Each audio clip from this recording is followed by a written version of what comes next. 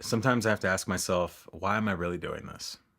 Like, why? I got a client who's he's in acting too. Like he's pretty much he finished out the Lee Strasberg down in LA and stuff, and he's pretty successful. Gets a lot of opportunities.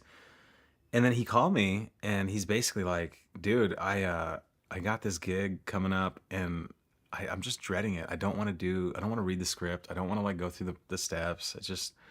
And I'm like, "Okay, so why?" And I just asked him some questions. Why are you doing it? Well, I'm an actor. I said, "Okay, well, what's the purpose of doing this thing?" Well, I think I should just take on work. Well, you should take on work? Where's that should coming from? Because it's not coming from you. Any should is coming from somewhere else. He said, okay. I said, okay, well, so what is your portfolio like? He said, it's pretty good. I got some great gigs under my belt. I said, is this adding to your portfolio? He said, no. I said, then why are you doing it? If it's not serving the purpose of the end game, then why are you doing it? So that is a facet to that. Maybe it's not serving the purpose to what your end state is. And then in the case that it is serving the purpose, that fear is a green light. If you fear doing something, that's life saying do it. That's life saying go in that direction. Procrastination is deadly only because it feeds off of time. If you put time in front of procrastination and it eats that, it's just going to grow the fear.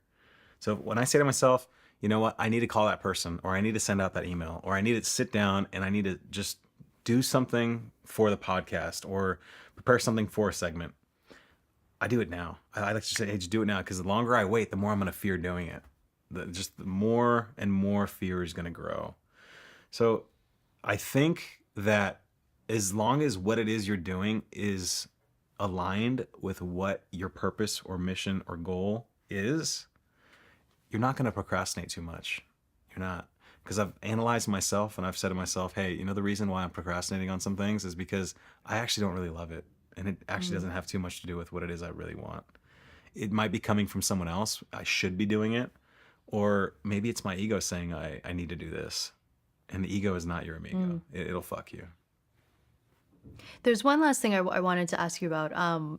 When you have a formula that you like to use, which is, and I'm probably going to get this wrong, so feel free to correct me, which is what's your passion plus what does the world need equals your mission in life, right? Yes, yeah. I see. Yeah, Yeah, but within that, you also say, and then also find out how to get paid.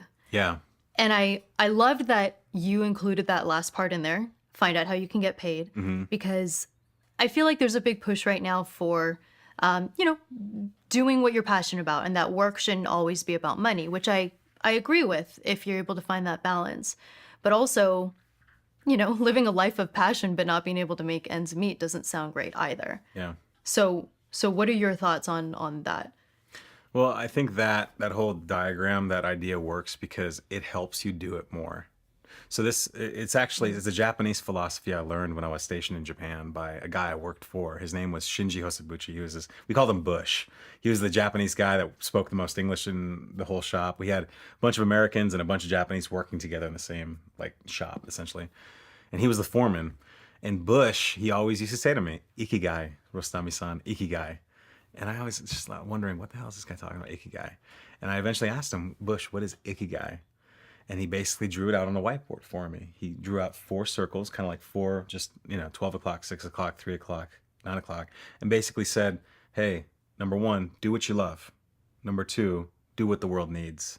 Number 3, do what you could get paid for. And number 4, do what you're good at. And all the places that intersect, those overlapping places in the Venn diagram, the 4 quadrants, he said there's a name for all these things. So if you're doing what you love and you're doing what you're good at, he says in Japanese, we call that your passion. If you're doing what you love and you're doing what the world needs, we call that your mission. If you're doing what you're good at and you're doing what you could get paid for, well, we call that a career. And if you're doing what you can get paid for and you're doing what the world needs, that's just a job. And he says, but if you're doing what you love, what you're good at, what the world needs, what you can get paid for, you're doing all those things, we have a word for this in Japanese. So what is that word, Bush? Ikigai. Rostami-san, Ikigai. I said, what is Ikigai? He said, that is your purpose in life. It's your purpose. If you're doing all those things, you're striking a balance in all those areas, that's your purpose. That's why you showed up. And a lot of people spend a lot of time maybe just doing their passion, not necessarily their mission or their job or career. They're not getting paid for it. Right. A lot of people are just doing what they're good at, and what they could get paid for, it's just like, hey, I'll retire. When I retire, I'll do what I love. When later, I'll do it. Later isn't promised. Remember, people are immortal in all that they desire, right? So if a lot of people are spending time doing what they love and doing what the world needs, the mission, and that's very charitable work. That's very honorable work, but it might not be their passion. It might not necessarily get them what they can get paid, so they can do it more. Right. So this idea, I love that getting paid is necessary to earn what it is that you're worthy of. Will give you the opportunity to do it more and more and more and more. I'm just looking for an opportunity to speak and train more because it gets me excited. It's all about excitement. If I could follow that thread of excitement, I might have a good life. I think I might. That's where I'm up to in my life. If I could just continue to be excited about what I do, then everything else just kind of falls into place. And get paid for it. And get paid for it. Yeah. Well, I think that's a perfect place to end. Thank you so much for coming on, breaking down, I mean, the 6 core principles and also, more about like what you do. Yeah, no, that's great. It's super needed for right now. So Cool. I really appreciate you coming on. Thank you so much. Thank you for having me. All the gratitude goes to you, Zach, and I appreciate it. Thanks again, Michele. Thank you. Seriously, thanks. Hey everyone, thanks so much for watching the episode. If you're interested in contributing to the conversation and supporting the show, there's 2 easy things you can do. 1, click subscribe, and 2, visit our Patreon page where you get exclusive access to the Exploring Minds community.